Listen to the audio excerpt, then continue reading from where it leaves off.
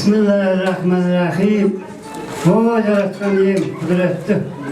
Dilekimizi kabul et, imanımızı kemdir. Dostun gönlünün aşağı ol, düşmanın gönlünün başa vur. O daim oldasın, kızır olsun yoldasın.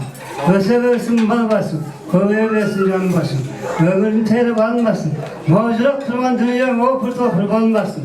Çavucağadan almasın, bir öteksen çalmasın. Can güzel tamşıdan, deryat olsun kan savan. Aman olsun paçacağımız asırtısını altıran. Kut bereket etmesin, dilhan şimin altıran. Bakıda kalkmasın, yesin ertece yapmasın. Pelecere kazakta, izdetiyle tapmasın. Dastarkanın bayı olsun, peyrin savan sahibi olsun. Avuna bunlar yum olsun, konak tutar fiyum olsun. Toğusunda mertebe siyum olsun.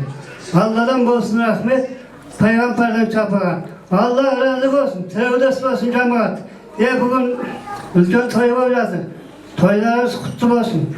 Pazarlarınız kumburcası uzak olsun. Çanara büyük basın, belki olsun. Allahu Ekber.